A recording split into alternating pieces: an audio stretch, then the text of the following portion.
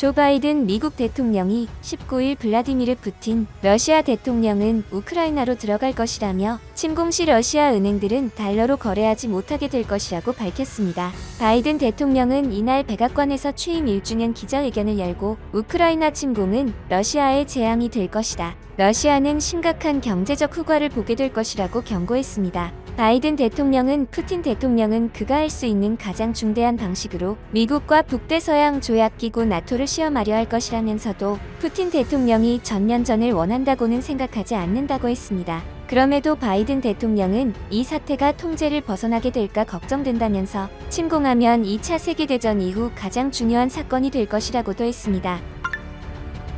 구독과 좋아요 한 번씩 부탁드립니다. 특히 바이든 대통령은 러시아 침공에 대비해 우크라이나에 6억 달러, 약 7,150억 원 규모의 군사방어 장비를 지원한 사실도 밝혔습니다. 로이터 통신은 19일 백악관 국가안보회의가 14일 미 반도체 산업협회 최고 경영자들에게 러시아 침공 시 반도체 등 글로벌 전자제품의 러시아 수출 차단 등을 대비하라고 요구했다고 보도했습니다. 그런데 지금 러시아와 우크라이나 사태로 인해 우크라이나 주변 유럽 국가들이 불안에 떨고 있는데요. 노르웨이와 스웨덴 등 북유럽 국가들이 동유럽 국가인 우크라이나 사태를 두고 벌어지는 러시아와 서방 간 갈등이 격화해 자신들에게 영향을 미칠 것을 우려하고 있다고 17일 영국 일간 더타임스가 보도했습니다. 나토 회원국인 미국과 영국도 이 지역에서 발생할 수 있는 충돌 상황에 대비하고 있는 것으로 알려졌습니다. 더타임스에 따르면 최근 노르웨이는 러시아와 연계된 것으로 보이는 사이버 공격으로 정부기관 컴퓨터 시스템이 정전으로 작동이 중단되고 민간 항공기가 군용 전 파교란 장비 영향을 받는 등 피해를 봤습니다.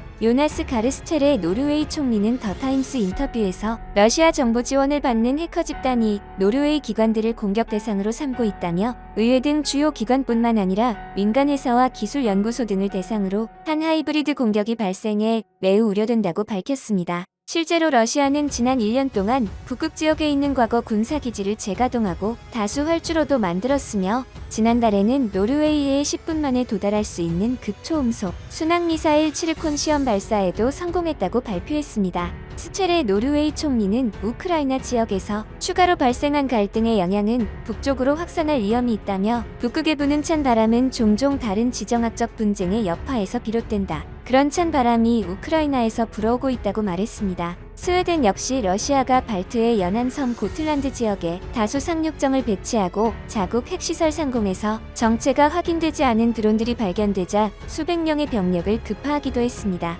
피터 헐트그비스트 스웨덴 국방장관은 러시아가 우리를 공격할 가능성을 배제하지 않으며 이 상황을 진지하게 받아들이고 있다는 것을 알리고 싶다고 말했습니다. 이러한 상황 속에서 노르웨이는 러시아로 인해 촉발될지 모르는 위험에 대비하기 시작했습니다. 바로 한국 무기를 수입하려는 움직임이 시작된 것이죠. 이에 한국 현대로템이 노르웨이에 수출하기 위해 개발한 K2NO가 현지 겨울 시험을 받기 위해 노르웨이에 도착했습니다. K2NO는 K2 우표 전차를 기반으로 노르웨이 요구 조건에 맞게 개량한 전차입니다.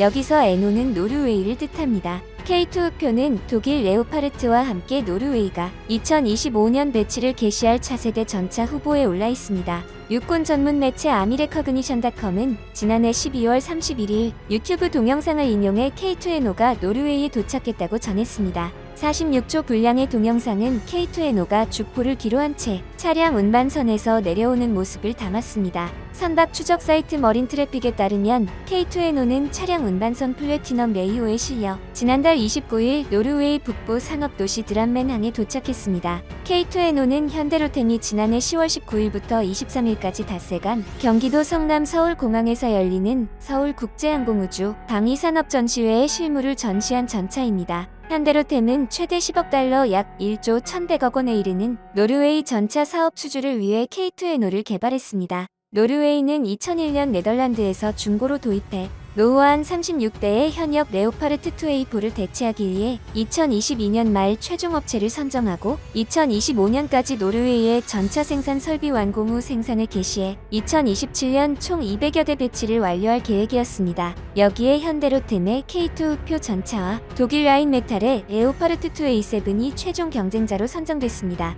K2NO는 노르웨이 맞춤형 전차입니다. 기존 K2 전차를 기반으로 하되 방어력을 강화하기 위해 전차로 날아오는 대전차 미사일 등 투사체를 요격하는 이스라엘 라팔에사의 능동 파괴측의 트로피를 적용하고 무인 사격이 가능한 노르웨이 방산업체 콩스버그의 12.7mm 원격 조종무기 장착 등 현지 요구사항에 따라 일부 사양을 변경했다고 아미레커그니션은 전했습니다. K2에노는 길이 10.8m, 너비 3.6m, 높이 2.4m로 K2 우표와 크기가 같고 보기륜도 6개지만 무게는 61.5톤이라고 이 매체는 덧붙였습니다. 한편 독일의 2A7과 경쟁하는 K2에노가 더 우위에 있다는 게 전문가들의 견해인데요. 앞서 한국의 K9 자주포가 노르웨이에서 큰 성공을 거두었다는 것입니다. 실제로 한화디펜스의 노르웨이 수출형 자주포 K9 비다르추가 수출이 가시화되고 있습니다. 한화디펜스 자주포 품질에 만족감을 드러낸 노르웨이 군 당국이 신뢰감을 바탕으로 추가 도입 의지를 드러내고 있어서인데요.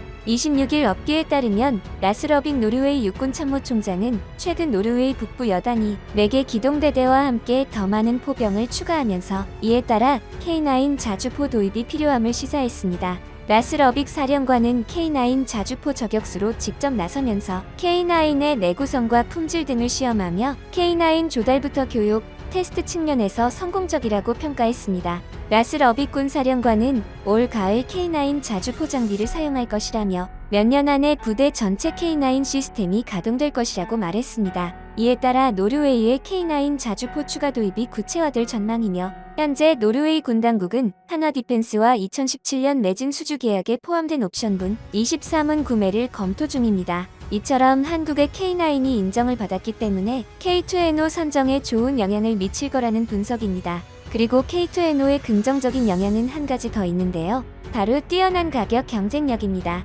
현재 노르웨이 차세대 주력전차 선정 사업의 변수는 결국 예산이 될 것으로 보이고 있습니다. 왜냐하면 노르웨이 정부가 차세대 주력전차 사업에 배정한 예산이 130억 크론에 한화로 약 1조 6,300억 원에 불과하기 때문입니다. 당초 노르웨이 정부는 운용 중인 레오파드2A4 전차들을 모두 차세대 전차들로 교체하면서 200대 규모의 전차를 확보하겠다는 방침을 밝혔는데요. 문제는 독일 KMW의 레오파드2A7의 대당 가격이 400억 원대 이상일 것으로 예상된다는 점입니다. 앞서 독일은 카타르의 레오파드2A7을 판매했는데 당시 대당 가격이 450억 원에 달했기 때문입니다. 만약 KMW가 당시 가격을 그대로 유지한다고 가정하면 노르웨이는 당초 목표였던 노후화된 레오파드2A7 전차도 교체하기 어려워지는 것이죠. 반면 현대로템의 K2에노 가격은 대당 150억 원으로 레오파드2A7의 3분의 1 수준입니다. 최대 100대 이상의 K2에노 전차를 도입할 수 있는 것입니다. 게다가 현대로템은 구매 조건도 후한 편입니다. 노르웨이 정부가 차세대 전차로 K2에노를 결정하게 되면 한국에서 제작된 1차 인도분을 2025년부터 공급하고 이어 2년 뒤인 2차 인도분의 경우 한국에서 제작된 부품을 노르웨이로 들여와 조립 생산할 예정입니다. 따라서 뛰어난 가격 경쟁력도 K2에노의 선정에 있어서 엄청난 영향을 미치는 것이죠. 이처럼 한국 무기는 현재 전 세계의 러브콜을 받고 있습니다. 얼마 전 한화디펜스가 호주에 약 1조 원대의 K9 자주포 수출에 성공하기도 했죠. 한화디펜스는 13일 호주 정부와 K9 자주포 수출 공급 계약을 체결해 K방산 수출에 새 이정표를 세웠다고 밝혔습니다. 한화디펜스와 호주 국방부의 뜻 관리단 간 계약 주요 내용은 사업 예산 7,600억에서 1조 900억 원으로 자주포 30문 탄약 운반차 15대 규모로 알려졌습니다. K9은 지난 2001년 터키를 시작으로 폴란드와 인도, 핀란드, 노르웨이, 에스토니아 등에 600여 문이 수출됐으며 호주와의 계약으로 K9 수출 국가는 7개 국가로 늘어났습니다.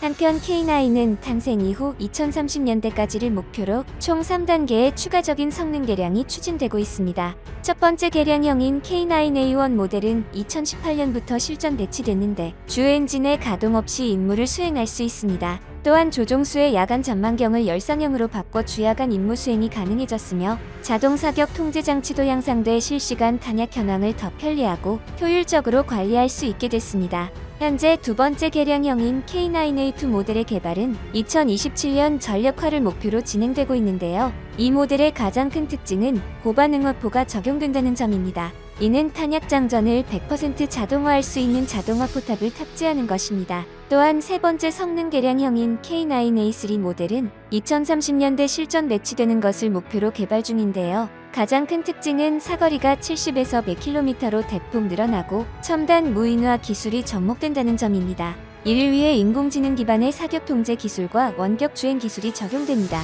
이처럼 현재 한국 방산산업은 전 세계의 러브콜을 받으며 계속해서 성장해 나가고 있습니다.